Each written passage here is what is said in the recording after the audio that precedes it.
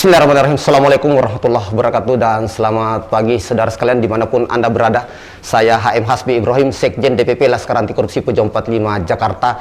Pagi-pagi kami datang ke markas Brimob untuk banyak hal untuk menanyakan kepada Bapak Komandan Brimob, yaitu Bapak Kompol Nur Ihsan Esos. Assalamualaikum Bapak Komandan. Waalaikumsalam warahmatullahi wabarakatuh. Bagaimana kabar masih saat pandemi sekarang? Alhamdulillah sehat semua dan seluruh anggota juga sehat. Bapak Komandan Brimob, sebelum ada Brimob di Bone atau disebut di sini adalah kota kerajaan, dulu terlalu banyak huru-hara atau suka main perang-perangan, termasuk di La Cokon, di La Bempah, sangat terkenal sampai dunia internasional. Tapi mengapa begitu keberadaan Brimob sangat kondusif sampai saat ini? Apa jurus pamungkas Bapak sebagai Komandan Brimob yang memimpin pasukan yang ada di Sulawesi Selatan ini? Ya baik, jadi untuk histori kenapa nanti sejak ada Brimob jadi aman, ya mungkin saya nggak bisa menjawab dengan detail karena kan saya menjabat setelah sudah aman. Tapi yang cerita dari yang anggota saya yang dari awal di sini, ya memang intinya Brimob adalah ketegasan. Jadi kita berbuat tegas sehingga dan tidak pandang bulu. Jadi alhamdulillah bisa kondusif. Nah, bergulir ke saya, ya alhamdulillah. Untuk kenapa sampai kondusif, ya karena saya berupaya untuk saya merangkul seluruh lapisan masyarakat. Jadi mungkin saya bergaul dengan semua komponen masyarakat. Jadi saya nggak pilih-pilih, mau yang tukang becak, mau saya bergaul semua. Jadi akhirnya saya bisa merangkul dan alhamdulillah sampai sekarang situasi aman di Kabupaten Bone. Itu panggilan hati Bapak merangkul NGO, LSM, Ormas, bahkan pers. Bapak, kami memonitor berapa kali kami menciduk Bapak selalu di warung-warung kopi, bahkan Bapak yang traktir. Itu motivasi pribadi Bapak atau karakteristik Bapak atau memang ada instruksi pimpinan dari Kelapa II? Kalau masalah apa ya, saya dekat sama semua lapisan, ya memang mungkin karakter saya udah demikian, tapi juga tetap ada instruksi dari atas agar sebagai Brimob sekarang humanis. Oh ya, begitu. Jadi tapi memang karakter saya dari bukan hanya nanti saya di Bone demikian, setiap saya tugas alhamdulillah saya selalu dekat dengan masyarakat, termasuk media, LSM. Saya akan berusaha untuk selalu dekat. Tapi Bapak tidak takut dalam arti ada oknum yang bergaya premanis menjual nama Bapak supaya menakuti lawannya? Ya insya Allah selama niat saya itu baik, insya Allah akan terjaga terus. Itu saja prinsip saya. Bapak Komandan, Bapak selama memimpin pasukan Brimob di Kabupaten Bone, namanya Brigade Mobil, terkesan di mata masyarakat itu sangat sangar. Tapi begitu kami memasuki markas ini, tapi sangat humanis. Orangnya sopan, hormat, luar biasa, lugas, mengantar kita ketemu dengan Bapak.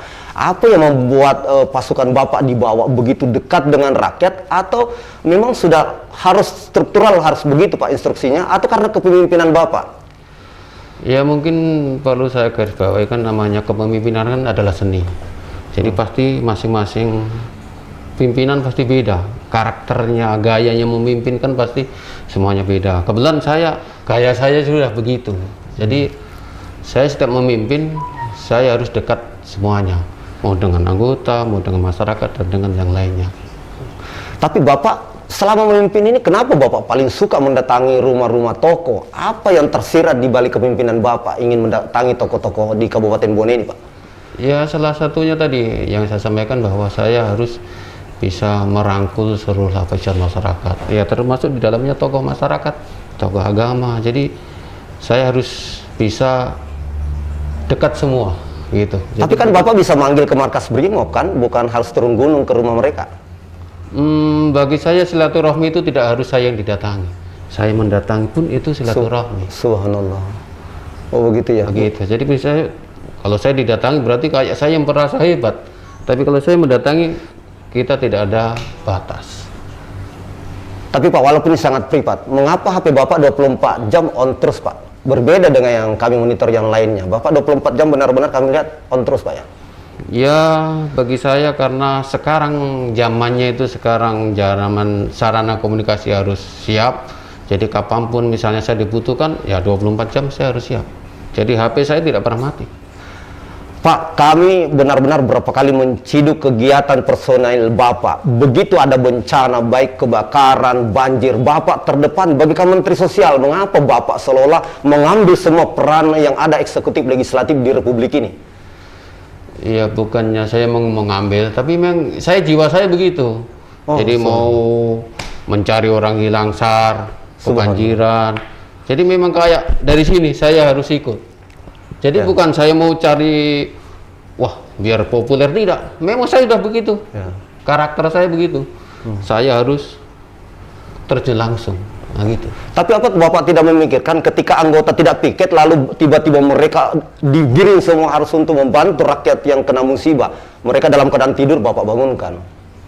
Ya itu konsekuensinya jadi BRIMOB. Jadi sewaktu kapan dibutuhkan demi bakti BRIMOB pada masyarakat atau kepada bakti BRIMOB kepada Indonesia, kapanpun kita siap untuk tugas. Walaupun pengantin baru Pak, walaupun pengantin baru harus meninggalkan Pak di resepsinya. Iya.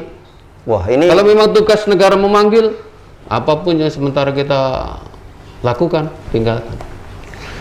Ya Pak, ini di masa-masa pandemi ini, apalagi penyekatan yang berakhir tanggal hari ini ya, berakhir tanggal 17, mulai dari tanggal 6 kemarin. Tapi Bapak saya lihat paling reaktif, paling cepat terdepan untuk membantu Sabara. Padahal mestinya ini kan Sabara Patmor, mestinya dia yang berwenang di lantas untuk melakukan penyekatan. Tapi kami melihat Bapak yang sangat terdepan pasukannya untuk membantu. Apa yang membuat motivasi Bapak? Bapak kan tidak ada anggaran untuk penyekatan itu. Ya istilahnya yang pertama saya ke pos penyekatan karena ada permintaan. Permintaan dari pemerintah daerah melalui Kapolres melanjutkan ke Kapolda. Jadi perintah saya kan akhirnya perintahnya Kapolda.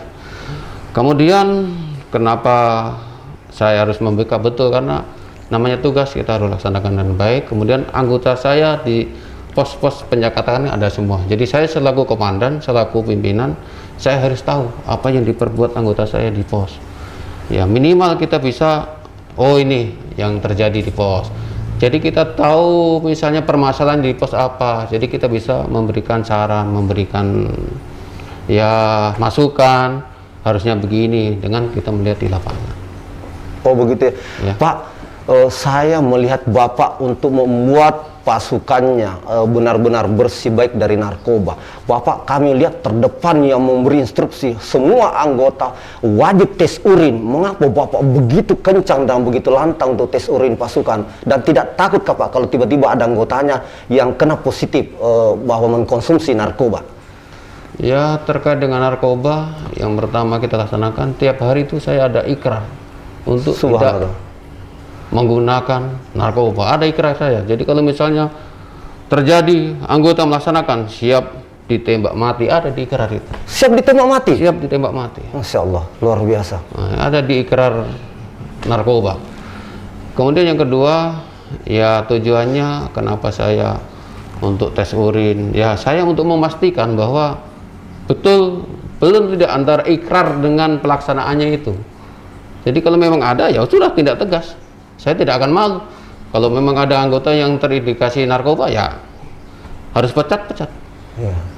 Kan kemarin Pak hampir membuat kita malu di Republik ini karena di daerah kita BNN pusat langsung menembak di tempat oleh bandar itu. Bapak tidak yakin Kak ada anggota dari BRIMOB yang membackup untuk memudahkan mobile untuk lewat di depan BRIMOB? Ini kan markasnya yang BRIMOB melewati.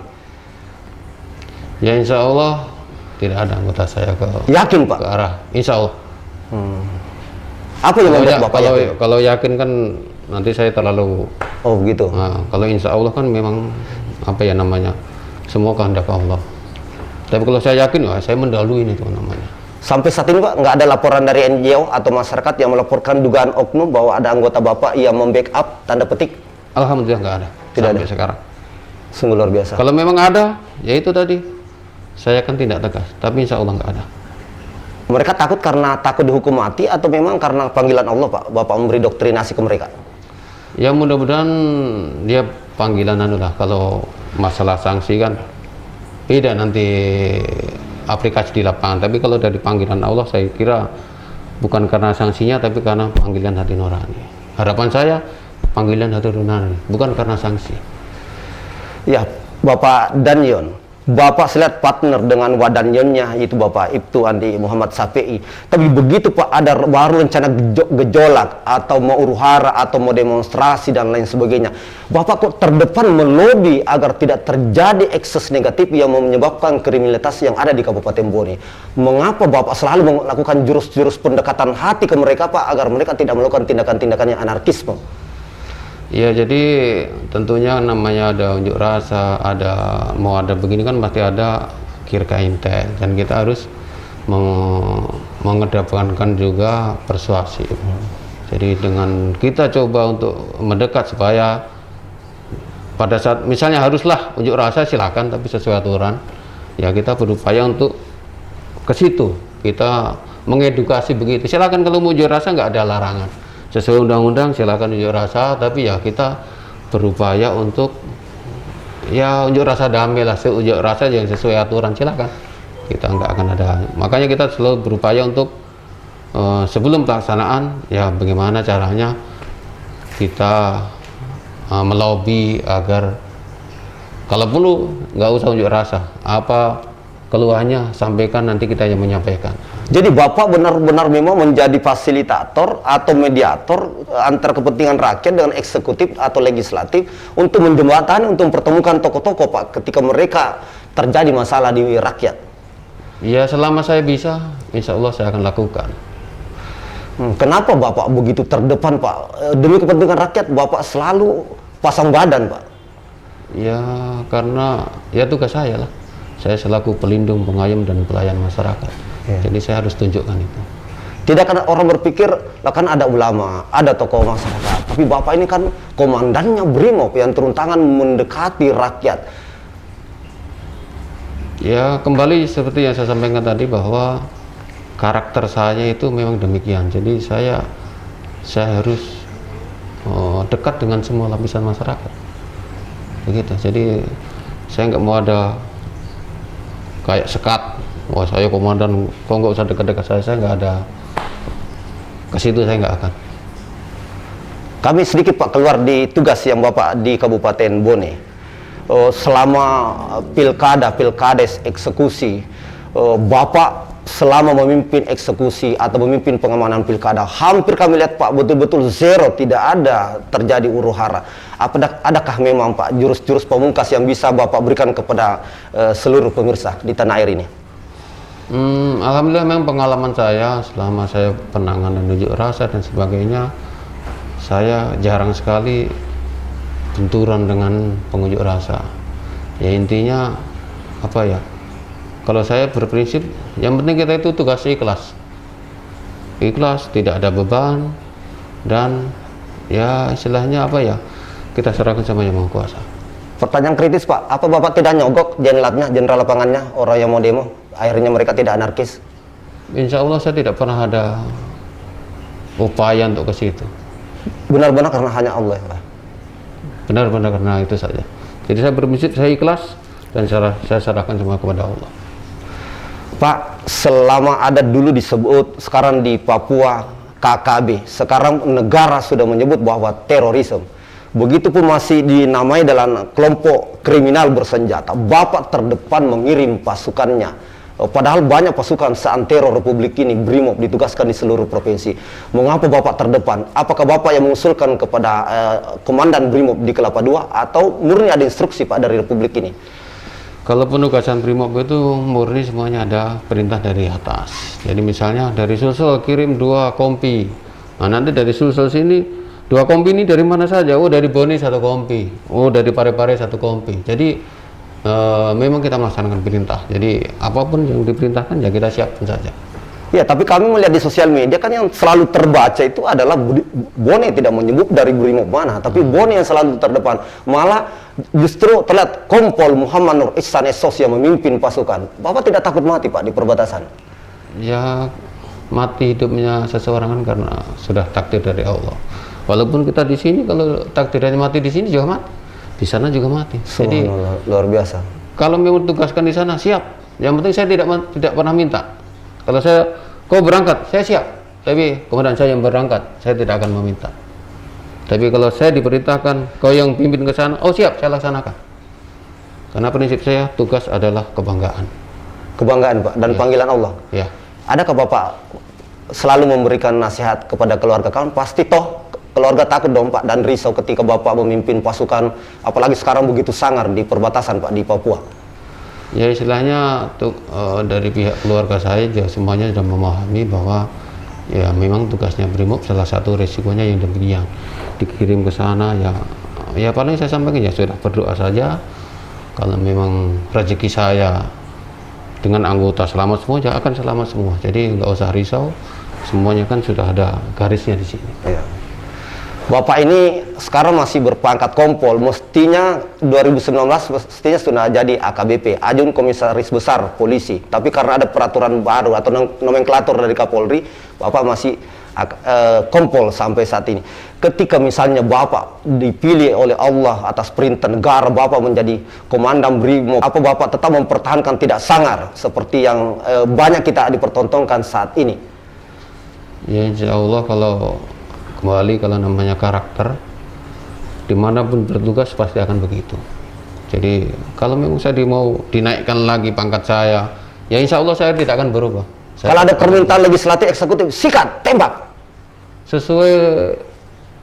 Selama sesuai dengan aturan, nggak ada masalah. Bapak tidak takut dicopot? Selama sudah sesuai prosedur, kan ada prosedur. Kita menggunakan senjata api, ada prosedur. Saat bagaimana kita bisa menembak dan sebagainya. Jadi kalau sesuai prosedur, saya kira nggak perlu ada yang ditakutkan. Pak, ini jujur, dalam proses pengamanan menghadapi rakyat atau huru-hara atau demonstrasi, Bapak tidak ada permintaan privat dari oknum-oknum? Udah Pak, tembak saja orang itu membuat bencana saja kalau mereka masih ada di Republik ini. Kalau kayak begitu nggak ada. Kalau misalnya ada Pak, apa yang Bapak bisa lakukan? Kalau perintah ternyata itu perintah tertinggi dari Bapak? Istilahnya kalau tidak sesuai tetap saya nggak akan laksanakan.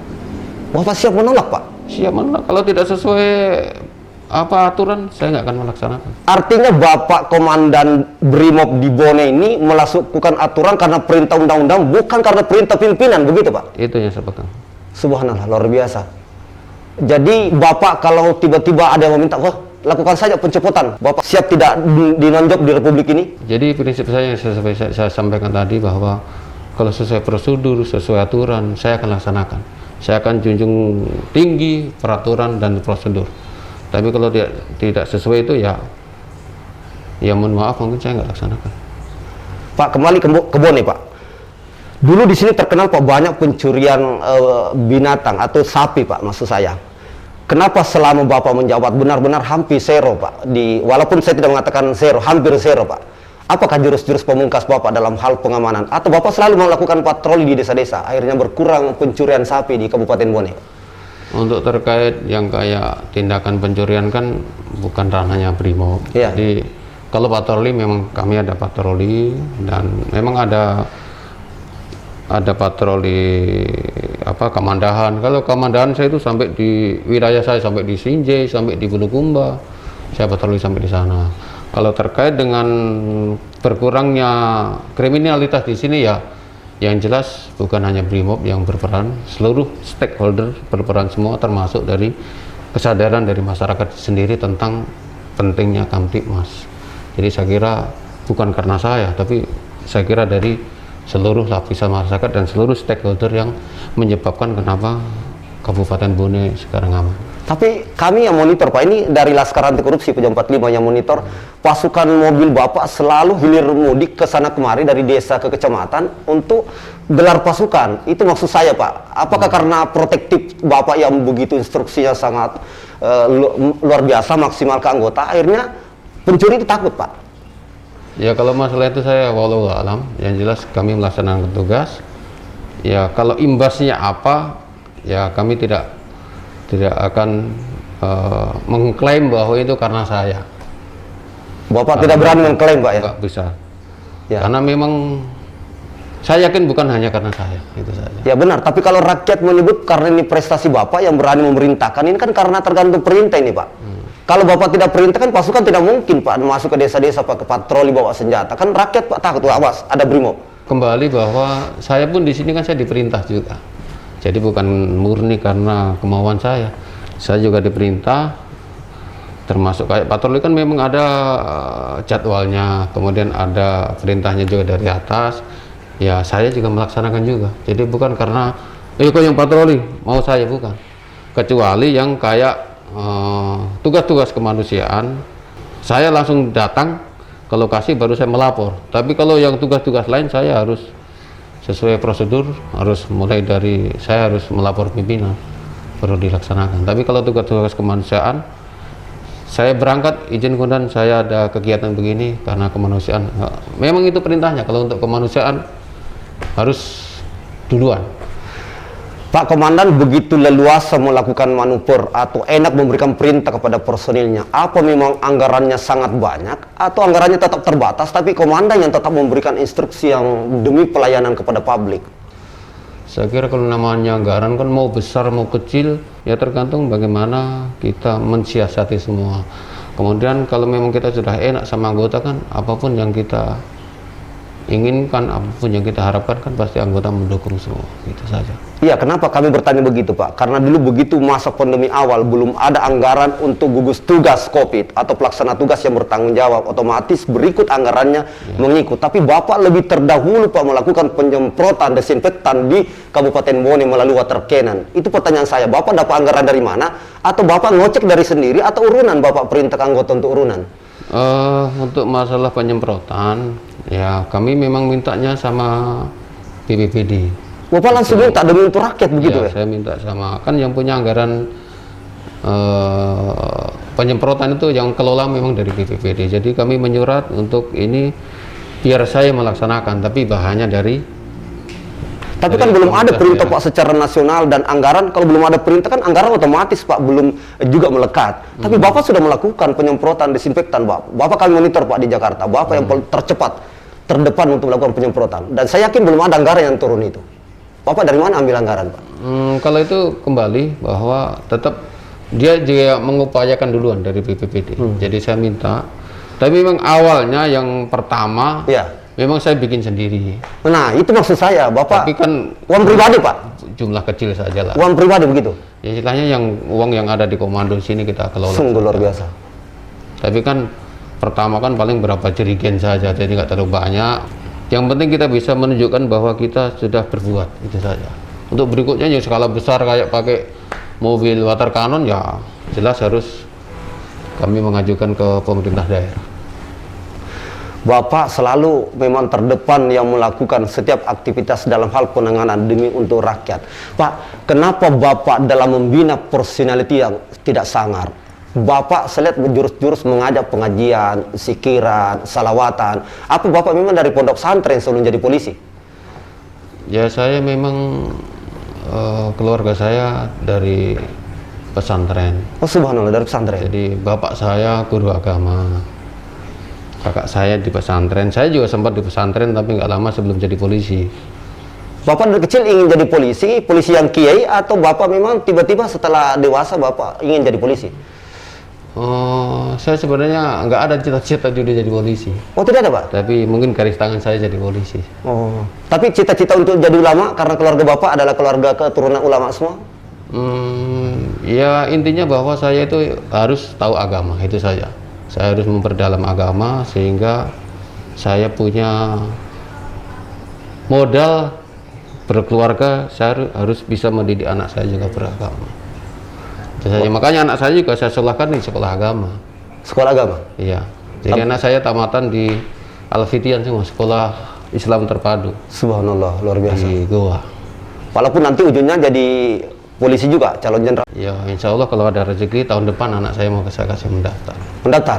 Ya. Luar biasa Pak. Dari awal Bapak doktrin otaknya adalah pendidikan untuk akhirat, tapi begitu dewasa, sudah umur beranjak dewasa, Bapak langsung arahkan untuk masuk untuk penegakan hukum. Sungguh luar biasa Pak. Itu motivasi karena mengikuti Bapak supaya ada meninggalkan legacy Bapak-bapak polisi. Kemudian keluarganya juga jadi polisi.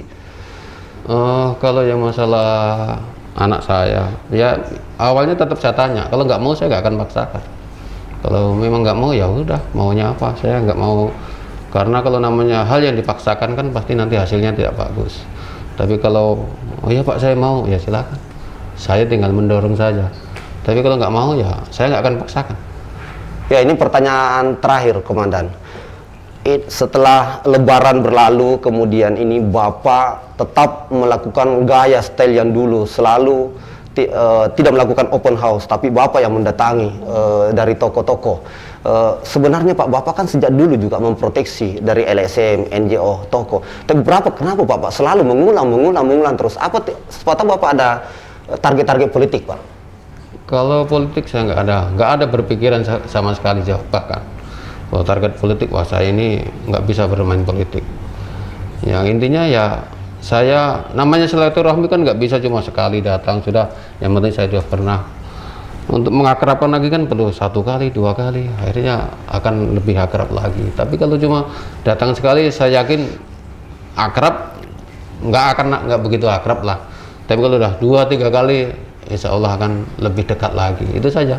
Subhanallah, luar biasa. Saudara sekalian dimanapun Anda berada, saya barusan wawancara dengan Bapak Kompol Nur Ihsan. Beliau adalah Komandan Brimob. Beliau selama memimpin Brimob di Kabupaten Bone, terkesan, coba rakyat boleh datang ke Kabupaten Bone. Tidak sangar, kita masuk ke markasnya itu sama saja kita masuk di kelurahan, masuk kita di kecamatan. Tapi kalau bersenjata lengkap itu adalah memang protap.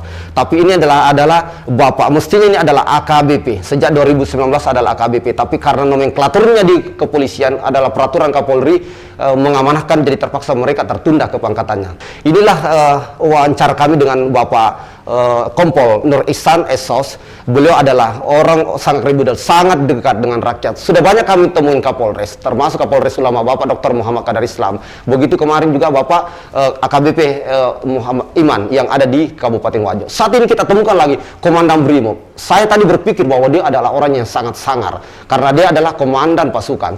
Bahkan beliau terdepan, siap menghibahkan, bahkan kalau memang panggilan Tuhan ketika bertugas di Papua, mereka paling terdepan untuk memimpin pasukan. Bukan anak buahnya yang disuruh terdepan, tapi mereka terdepan. Sampai saat ini pasukannya tetap ada di Papua untuk menjaga NKRI. Demikianlah wawancara saya dengan Bapak yang sangat arif dan bijaksana. Beliau terlahir dari pondok pesantren. Beliau adalah anak ulama. Beliau sekeluarganya adalah benar-benar adalah komunitas ulama, tapi sekarang menjadi polisi. Dan kita doakan beliau juga kita bisa memberikan label adalah Brimob ulama. Mudah-mudahan nanti beliau, dan bahkan pertanyaan terakhir, beliau tidak takut ketika ada permintaan privat oleh oknum baik legislatif dan yudikatif untuk memberikan, ketika dalam penanganan konflik, dalam penanganan eksekusi, dalam penanganan demonstrasi, beliau tetap lugas terdepan, bahkan banyak berbicara dari hati ke hati apa keinginannya. Mereka memfasilitasi dengan legislatif dan eksekutif. Inilah tabiat beliau, murni karena Allah. Kita doakan beliau benar-benar, kita doakan beliau sehat selalu. Kita doakan beliau Allah cepat mengangkat pangkatnya agar pangkatnya tinggi untuk rakyat. Begitu dia AKBP kan seterusnya, kita harap betul-betul apa yang menjadi komitmen beliau melakukan pengamanan demonstrasi tidak tegas kepada rakyat, tapi lugas humanis menghadapi rakyat, karena dia yakin bahwa rakyat adalah milik republik ini, aset republik ini. Demikianlah wawancara saya Haim Hasbi Ibrahim, Sekjen DPP Laskar Anti Korupsi Pejam 45 Jakarta. Assalamualaikum warahmatullahi wabarakatuh. Waalaikumsalam.